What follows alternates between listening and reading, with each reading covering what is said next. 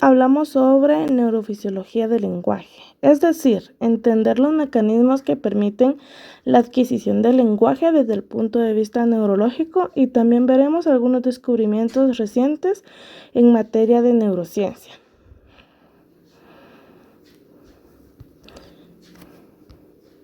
¿Cómo funcionan las redes neurológicas del lenguaje?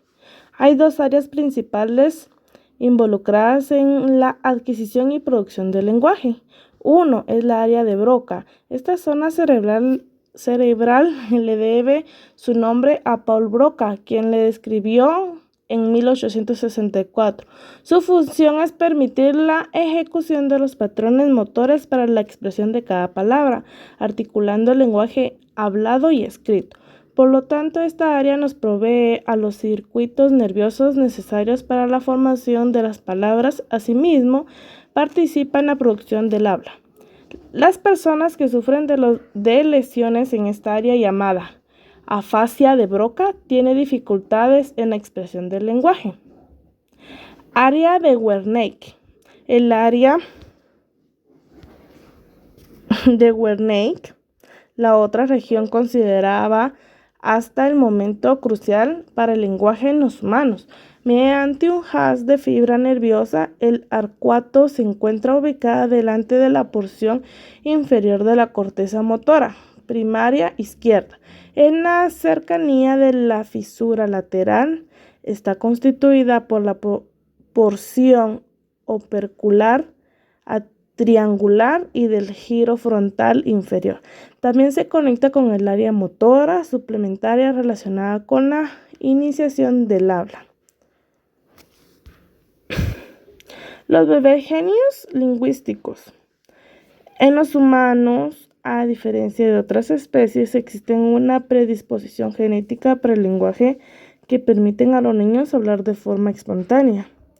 Las neuroimágenes revelan que en los primeros meses de vida, cuando el bebé oye frases en su lengua materna, activa las mismas regiones cerebrales que el adulto.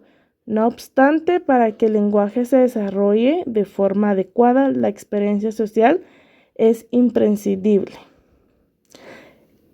El juego y desarrollo del lenguaje.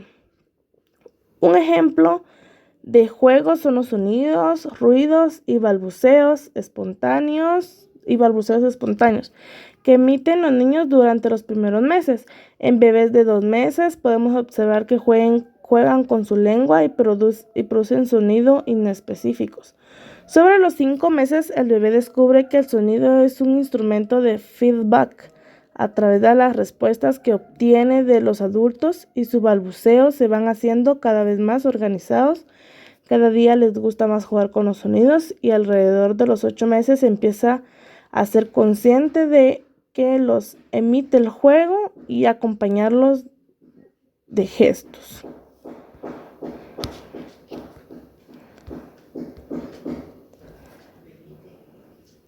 Ahorita vamos a hablar un poco sobre las afasias. Bueno, pues la afasia es un trastorno del lenguaje a consecuencia de una lesión cerebral que puede afectar a la lectura, la escritura, la expresión o la comprensión. La afasia es un tipo de lesión que aparece en personas que previamente estaban bien y que empiezan a mostrar problemas para comunicarse. La afasia puede afectar a diferentes esferas: la lectura, la escritura, la expresión o la comprensión. Como curiosidad, el trastorno en la adquisición del lenguaje inicial recibe el nombre de disfasia. En este caso se detecta en la infancia, dado que el niño es incapaz de comprender o expresarse desde el inicio.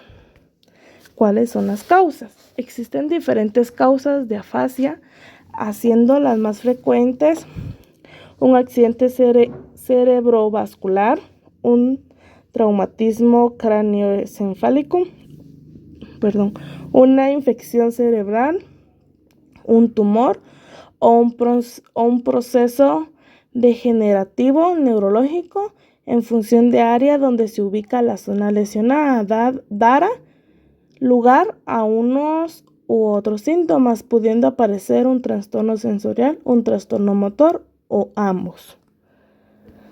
¿Cuáles son los tipos de afasia?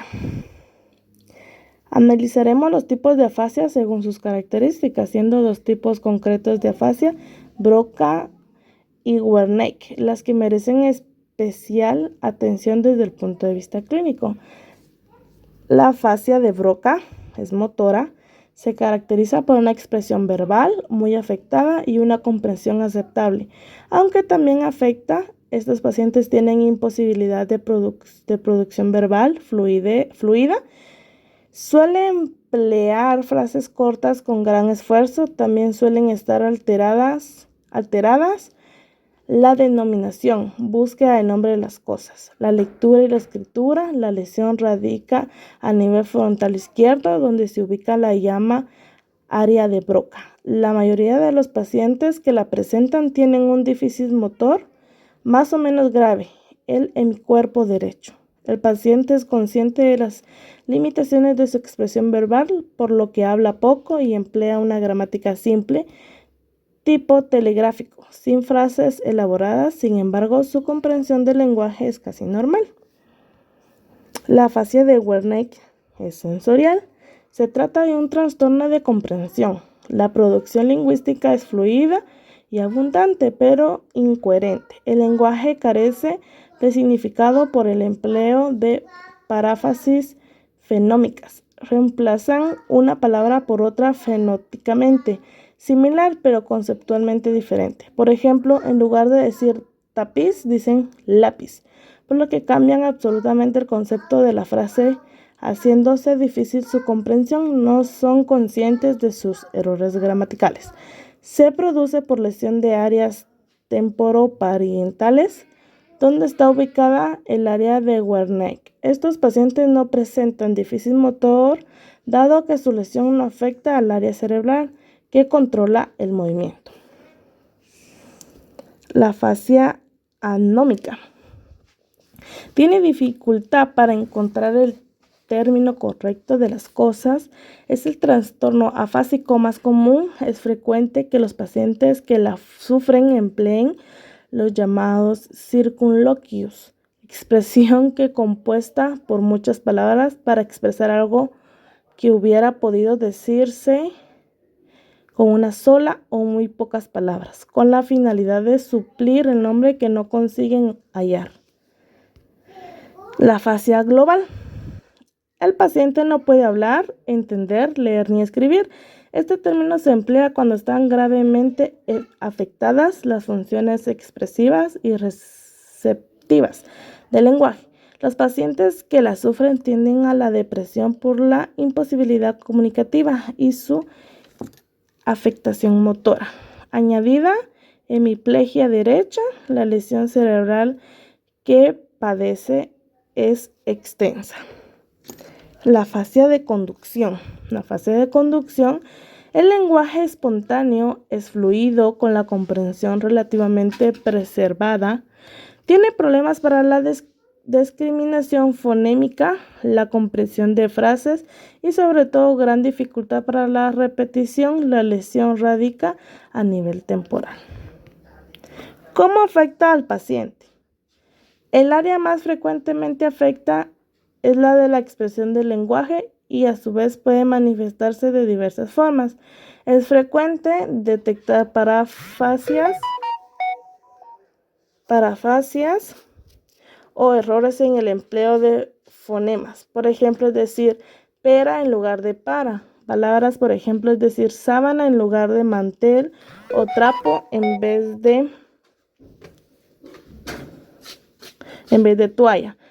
Y anomia, dificultad para encontrar los términos más adecuados para nombrar los objetos. En la progresión natural se detecta una dificultad progresiva en la comprensión del significado de las frases complejas. Comprenden, sin embargo, palabras.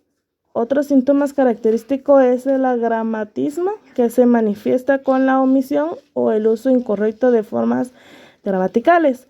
Empleo de verbos, artículos o proposiciones. Por ejemplo, omiten o artículos desordenan las palabras o emplean incorrectamente los tiempos verbales y de errores fonéticos en la lectura. En general, el lenguaje se hace cada vez más simplificado y menos comprensible, con pérdida de fluidez normal, pausas excesivas, frases cortas y emitidas con gran esfuerzo e incluso tartamudez. Dado que la persona es consciente de su alteración en la expresión del lenguaje, ello puede conllevarle al mutismo y retraimiento social. ¿Y cómo se tratan? El estudio de cualquier afasia debe llevarse a cabo por la especialidad de neurología. Ante la detención del problema en el lenguaje se realiza una historia clínica detallada. Es importante indagar la forma de inicio de cuadro y su evolución, así como la presencia de otras posibles alteraciones, como pueden ser las motoras. Normalmente se realiza un estudio mediante pruebas diagnósticas de imagen y un test de valoración personal para la confirmación del diagnóstico y la identificación de la posible causa, así como la ubicación del área lesionada.